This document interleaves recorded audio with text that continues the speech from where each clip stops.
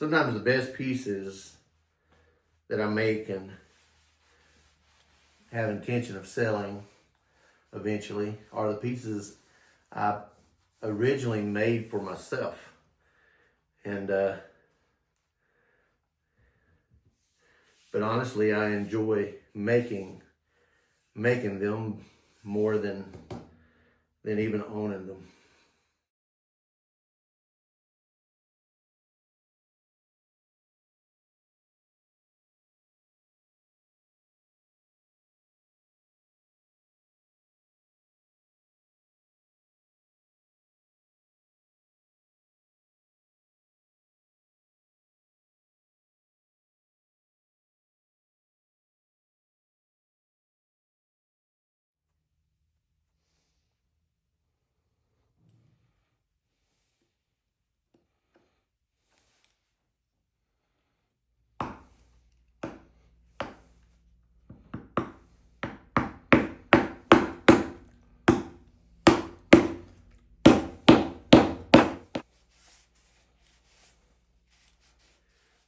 Oh, look at this. Wow.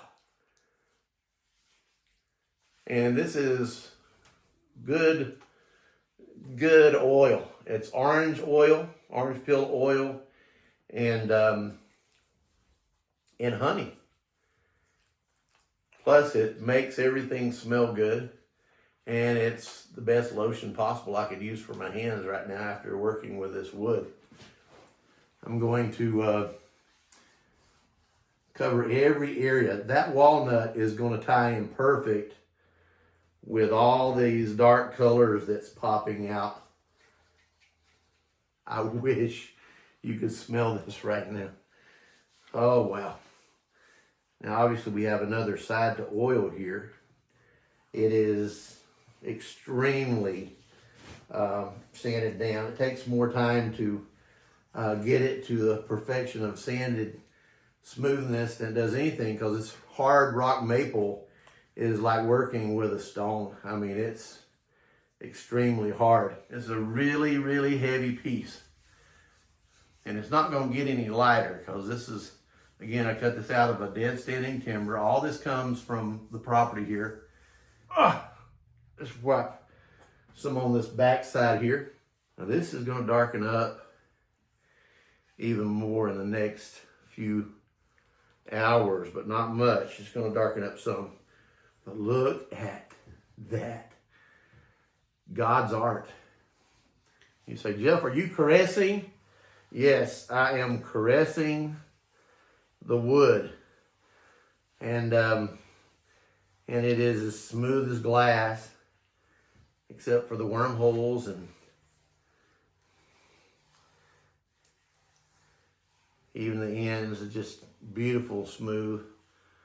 A lot of work goes into these, but again, it's not production work, it's art. You say, why do you waste so much? Why didn't you just take your time? I want it to all get in there good, really good. And this being hard maple, it's not going to soak so quickly deep into it like it would if it was white oak or pine or cherry. Getting the most of it so we don't have any dried jelly areas. And then I'll buff it out and maybe put another coat on it tomorrow. Again, this is heavy. But put the artifact pieces in here or decorations. May put some points, nice points around here, like a kind of like feathers. Look at all the worminess here. Isn't that beautiful? I'm not going to dirty it up by putting the arrowheads and points in it right now. I just wanted to show you the bowl. This took some time to carve out. It also lightened the weight of the beam quite a bit, but it didn't lighten it completely. But it did lighten it up some.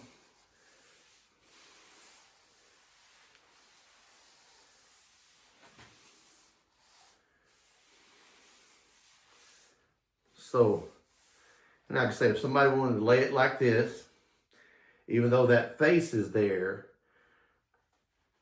I tapered this off a little bit this way so that the face, when it lays this way, even though it touches, it's on the same plane as some of these areas here. And it's hard walnut, so it won't hurt it to lay it down just like this. And then now, a person has a serving board or a charcuterie board that they could use as well. Amazing, amazing material. I mean, that's the beauty of it, is the material.